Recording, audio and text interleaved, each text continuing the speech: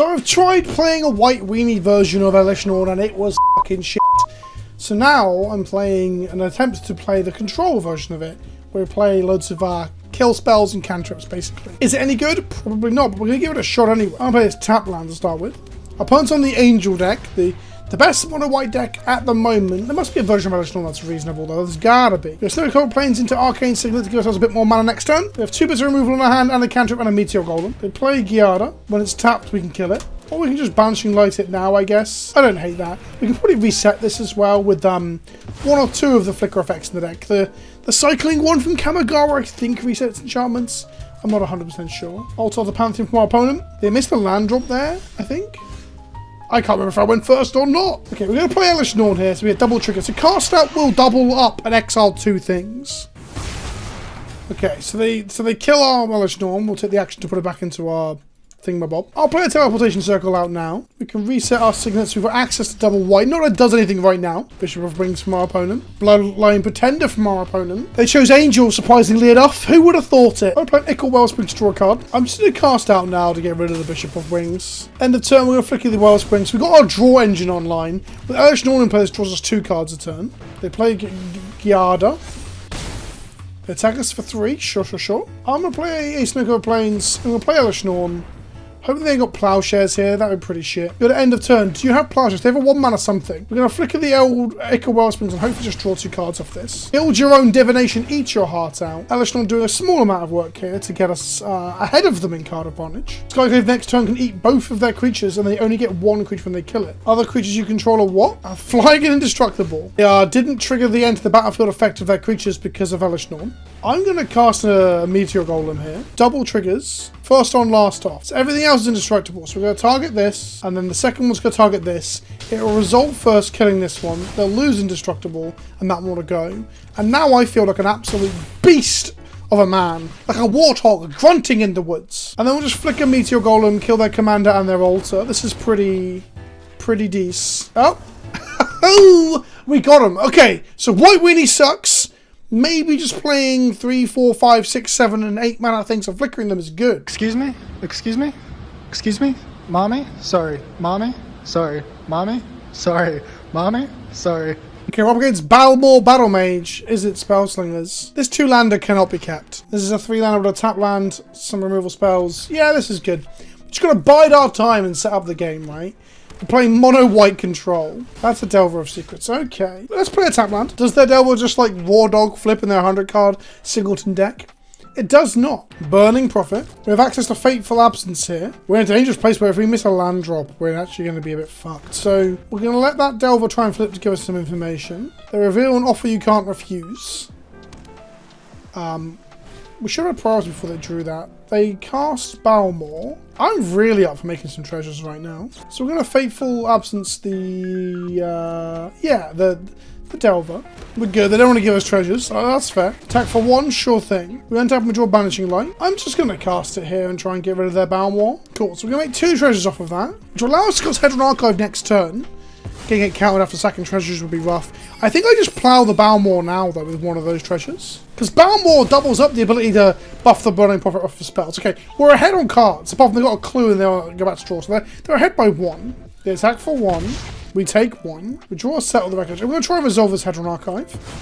If they counter this, it's a bit of a shame. But, I mean, we have 3 other 4-mana spells when we draw our 4th mana. Okay, Hedron Archive resolves. So we can see a Brazen Borrower and end step. No, see a Clue Cracked. Because they missed a land drop too. We're both stumbling on land drops here. Island from our opponent. Cathartic Pyre. What does this do? Discard 2 cards and then draw that many. Okay, seems decent. They discard a Fading Hope and Renegade Tactics. They play a Mox Amber, which grows the Burning Point for a turn. In for 3. We're gonna let them cast that Balmor, and then I'm gonna cast the Wanderer, I think. Mount it from them. Ickle Synthesizer. Okay. Never seen this card before. I'm gonna activate my Hedron Archive and play the Wanderer, and it worked. Exile target creature and gain 2 life. That seems pretty decent. The Wandering Emperor's pretty good, right? Quite a strong magic card, I've heard. So this is a 1/3 that can't be blocked when they have oil counters on it, but needs 4 oil counters. Okay, let's make a samurai. Probably should have ticked it out, but I think bodies are good here. Then I'm going to Khan. Matt's also going to make a body. Okay, so we now have 2 blockers to defend our Planeswalker. Balmor, okay. Now Balmor comes from over the top, but we've also got to settle the record next turn. 1 spell kills Khan. We need multiple spells to kill Khan. Let's tick up Khan. We're the top 2 cards of our library. They're probably going to give us a land here. I'm okay with that. Cast out an Elite Spellbinder. Both are pretty good magic cards. I don't really want to give either of them to us, right? But we're going to get one of them. I think if we'd hit a land, we went Elesh Norn into Ichor Wellspring, but now I just keep up my Settle the Wreckage. Although they have 2 mana here, including a blue, and we could cast out. No, I definitely Ichor Wellspring here. Even though playing after Elesh Norn is better, but this draws us a card, maybe even a land. Yeah, make that land drop. Make that land drop. Okay, I attack them with a 3/3, I guess, but then 1 removal spell allows them to get through. No attacks. We keep the blockers up. We have access to cast out that they know about, and we have Settle the Records as well. They're flooding a little bit now that they've missed drops. What is this? Whenever you... What now? Whenever you cast a spell that targets only a single artifact or creature you control, create a token that's a copy of that artifact or creature, so it's not legendary. Interesting. So they get an oil counter here. They get a Vesuvian Duplomancy. They get extra copies of Balmor. I'm going to attempt to settle them. They have nothing, so we just get rid of it. We get to keep cast out, which with Elesh Norn, don't forget, is double triggers. We get rid of Diplomancy and the Ichor Synthesizer. That is 9 mana, but we're 1, 2, 3, 4, 5, 6, 7. So we're close. They get a mountain, and I think they punted and didn't put their commander in their command zone. That is a mistake. Oh no, they did. They did. They're fine. We drew a signal. We're going to uptick Khan and try and hit a land. So reveal 2 cards, they'll pick 1 to put in our hand. There's a land and there's a Wrath of God. The land accesses Cityscape Leveler. Yeah, that's decent. We cast Cityscape Leveler. I think I'm just going to kill whatever creature they got in play, because Vesuvian Diplomancy is only good when there's a creature in play. They're going to counter my Cityscape Leveler. That's fine, but they still lose the Synthesizer because it's a cast trigger. Cool. And now we can just slam in for 5. We've turned the corner. 1 more land and we go Elesh Norn into cast out. We get to get rid of 2 things, which is pretty decent. They have 1 card in hand and their commander. The 1 card in hand is this thing. So they bounce my tokens. Sure. Okay, I just drew Undar, so I really want to double the triggers from him by playing Elesh Norn. And I think that's the right thing to do. So Elesh Norn, Nadar, and then we're going to venture the dungeon twice. I think we're going to the Dungeons of the Mad Mage here. So we're going to Scry, we're going to gain 1 life. Then we're going to Scry 1. We're going to put the plains on the bottom. We don't need any more lands at this point. And then I'm going to tick down to make a token and get in with a 2/2. They draw a card, they've got 1 card in hand, and they have access to Balmor, of course. They have 9 mana here, they cast Balmor. Oh boy, we get to Lava Brink Adventurer, who gets protection from both odd and even. Oh no, it's as it enters, it's not a trigger. Fuck, I misread that in deck construction. Arcane Signet, tick up Khan. What card will they give us? Probably a land, I'd imagine. It was a land. And as any good control player knows, you've got to hit those land drops. I'm going to cast Out, which will ETB and trigger twice. I'm going to put Balmor under it, and we're going to put Gitu Amplifier under it. 4 mana O-Ring, O-Ring's 2 things, pretty strong. And then we're going to go to combat and we're going to Elesh Norn and Nadar them. Nadar's going to go ahead and make us a treasure token. Taking them to 6, and I think we've turned the corner. I think I'm going to also just Lava Brink Adventure for the sake of it. We're going to say odd. I think 1 mana and 3 mana spells are scarier here. We're going to make some 1/1s off of the Crucible of Defiance. Okay, we're going to tick up Khan. I don't want to see a land here. I want to see 2 gas. Just 2 lands. Okay. It's good for hitting your land drops, I guess. And you put things in the bin that you want to get later into the exile zone, but none of these things help here. Play the plains. Just going to unearth the 6-gate leveler. Go to combat. Attack. We're going to blow up 1 of their blockers. We're going to venture into the dungeon. We're going to scry 2. Top 2 cards of our library are a card cantrip ×2. Build your own divination, thanks to Elesh Norn.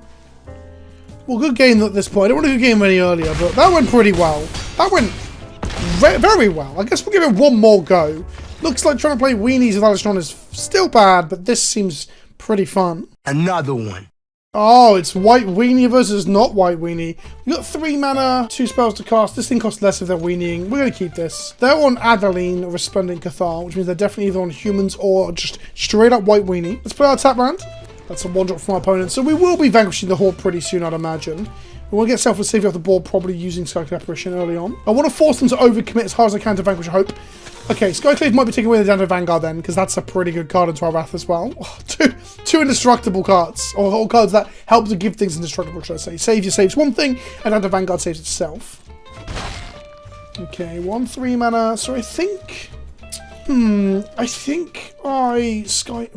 there's an argument for spellbinding here. I'm going to Skyclave first, because I want to get that Anti-Vanguard not swinging into us. I want to conserve our life total where we can. Also, hitting a Flicker spell with the Skyclave in play is pretty good. Although I think I cut almost all this Flicker stuff. We've still got Transportation Circle. We've got Touch of the Spirit Realm in our hat, so we definitely have one. Yeah. So, give them back a 2-drop, take away the 3-drop. Yeah, let's binder them. Daxos, Kitesail Cleric, and Thraben Inspector. I guess I dislike Thraben Inspector the most because it gives them a card draw. Costs them an extra 2 mana now to cast, but 1 less because of a Ketra. Ketra's Monument, should I say. In for 2, we're the White Weenie now. Look at me, I am the Weenie now. If one card we don't know about, a Plains of Daxos and a Kitesail Cleric, plus the Thraben Inspector. Plains from our opponent. Here comes the Adeline. Cool, Thraben Inspector, sure. So my Vanquish currently costs 2. I will happily trade with the indestructible thingamabob. There we go. And now I'm just going to Vanquish the Horde and give them a 2/2 back, and then we'll work on our situation from there. Touch the Spirit Realm will actually kill this 2/2 if we need to. They're going to play an Adelaide again, and I think I then just like remove it and touch the Spirit Realm. If we draw another land, we can play our Caracal, and that'll make us some lifelinking cats, which will be pretty decent to them. Oh, Adeline rebuilds the board so well. Take 3. We did not draw a 5th land.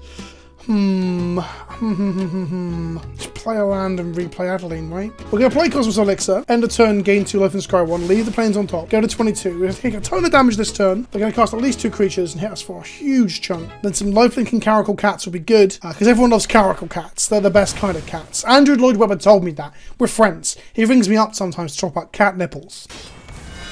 Daxos, yep. Maybe I was too keen on the Wrath, knowing that Adeline would rebuild them. Maybe we can just share out their hand a bit more. Jesus. Take a whole bunch of damage here. We draw the land that we know about. We play the Regal Caracal. Make some cats. They've all got life. Well, the big one hasn't. Felidar Retreat is good if we have lands, but we don't. So I'm going to bottom it. So I'm trying to hit my land drop so we can like multi-spell. Circle of Loyalty. Okay, that is an anthem. Everything is bigger. So we're going to block the 9, evidently. We're going to trade with a 2, and kill a 2. I don't know where that leaves us. Exactly 4. Can I draw a Wrath of God off the top? It won't save us very well. Oh, I thought that was Wrath of God then. It is not. It is a Swords to Plowshares. Oh, fuck. Okay.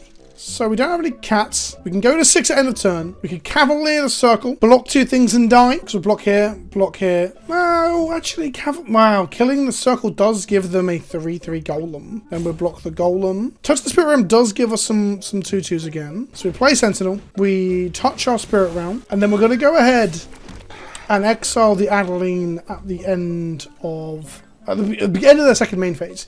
Do we want this Plains? No, we just want your gas in action now. We're holding on for dear life. We're just bottoming things looking for Wrath of God. One here of our other, like, 3 Wraths. What does this do?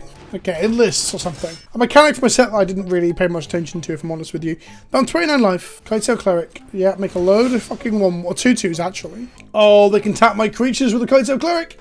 No! Okay, let's Plowshares the Adeline. We're just dead here, though, because we're on a virtual 8 due to 1 lifelinker. And they're swinging for more than 8, right? Block here. Block here. Take 6, go to 2, draw Wrath of God and see where we're at. That's not fucking Wrath of God, is it? Jesus. Okay. Game over, man. Game over. Player Snow Covered Plains. Move to combat. Attack with this. They do block. That removes one of their things. Play Cavalier of Dawn. Blow up our own Cosmos Elixir. Make a 3/3 colourless Golem. Say good game. Well, there we have it. We actually lost to Weenie, ironically, which is the version of the deck that I was really struggling to play because Elesh Norn has very little impact on the Weenie strategy because she's at 5 mana. Like, you want to play your Adelines, your Angel Lady, or just aggressive things. Starlies for disruption. 5 mana Elesh Norn does nothing. This kind of build though is fun. There's probably a better way to build it. I hope you've enjoyed a little look at playing some Elesh Norn with access to a ton of wildcards. Not everyone has because the arena economy is still garbage. Thanks for watching. Let me know in the comment section below what commanders from the new set you're looking forward to playing in Commander and Brawl, and I'll make some more videos on them. Like I said, thanks for watching. Smash the like button down below. Don't forget to hit that link in the description too, of course, I think, to get 5% off your order and help support the show. I'll see you all soon. Ta-ta for now. Oh no. I'm dead. I'm dead!